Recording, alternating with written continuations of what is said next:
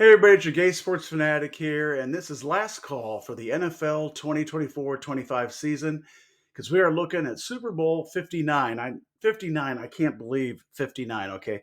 You guys out there, I feel so old. The first Super Bowl that I remember is the second Super Bowl the Minnesota Vikings were in. They lost four. This is their second loss.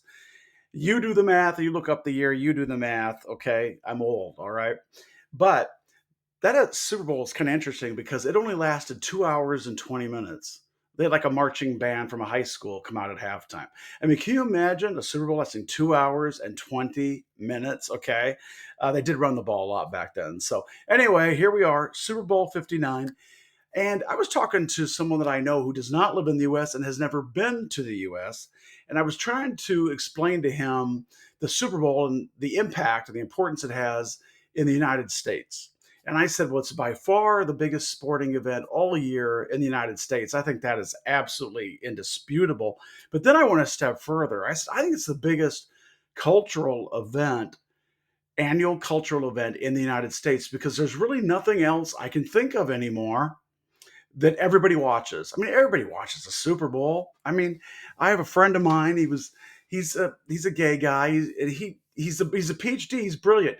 I haven't been able to teach him football for my life. There's other people too, but I mean, but he watches anyway. So I mean, everybody watches the Super Bowl. It cuts across, all demographic lines. So I say it's the biggest cultural event in the United States, period. In fact, I don't know that think it's close.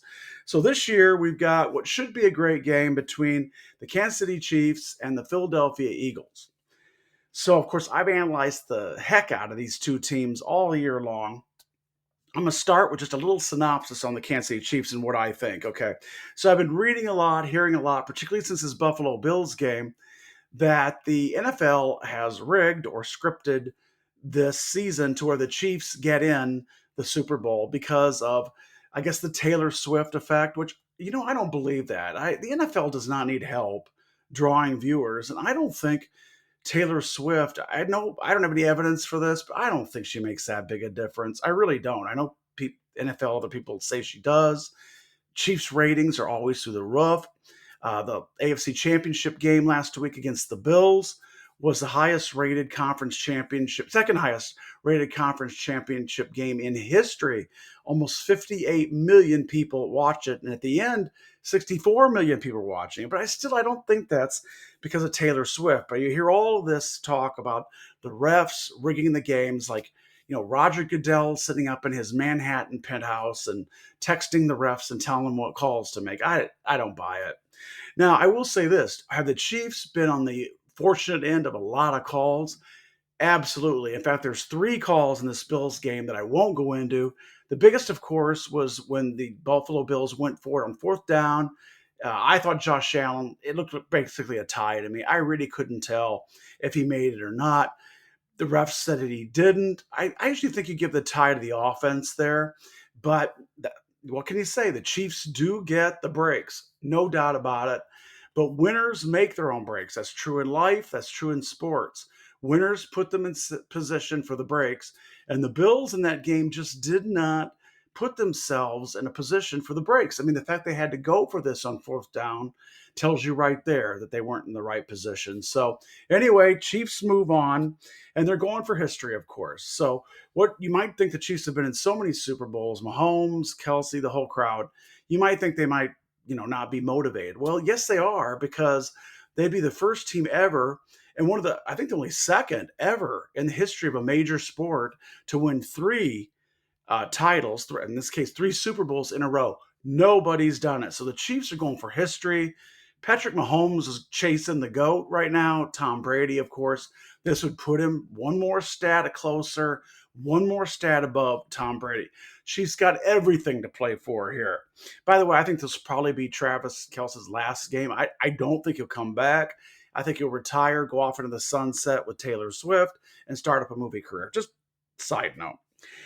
Next, we have, of course, the opponent on the other side, which is the Philadelphia Eagles. Now, this is a team that I have been talking about since August, okay?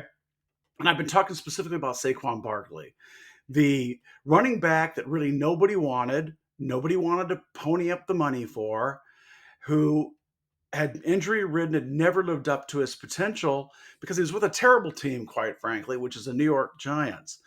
But the Eagles and their owner had the brains to pay him what he wanted and bring him into Philadelphia and give him a fresh start with a good team. What did Saquon do? Well, in my opinion, he's the MVP of the league. Okay, period. Saquon had what? He finished with like 2005 rushing yards. We're not even talking about his passing yards. This guy, had he played in the last game, which he didn't, he would have been, in my opinion, the all-time he would have set the all-time season record for rushing in the NFL history. Saquon Barkley is one of the greatest trades and additions to any team in sports history. Look, the Eagles weren't bad, but they weren't this good. Saquon changed the whole game. He changed the air in the room when he walked in. Also, Jalen Hurts, he will be 100% healthy. Actually, looked pretty 100% healthy against Washington. So I don't think we have any type of injury issues here that I can see, for the Eagles. So you've got the Chiefs, and I'm going to say no. The refs are not going to rig it, so the Chiefs win. The Chiefs are against the Chiefs going for 3 straight Super Bowls history. The Eagles with Saquon Barkley, no one deserves a Super Bowl ring more, in my opinion, than Saquon Barkley. Period. So this is the way I look at it. Now, I think these teams are pretty much even. The spread is 1.5. Basically, it's a pick 'em. It could go either way. But I got to stick and I got to be consistent with what I have done all year long. I said in August that the Kansas City Chiefs would not repeat as a Super Bowl champions. And I got one last stand here, okay? This is it. This is my last stand. So I'm going to keep going with it. I still say the Kansas City Chiefs do not win the Super Bowl, which of course means that the Philadelphia Eagles do. I think Saquon, although they are going to stack the line, I think Saquon is still going to bust out and have some big plays against this Chiefs defense.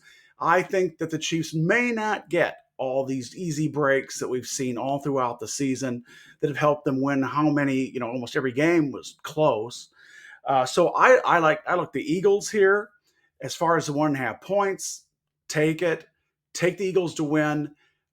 The Philadelphia Eagles are your Super Bowl 59 champions and the best team of the NFL in the 2024-25 season. So you guys, that's a wrap on the NFL 24-25 season.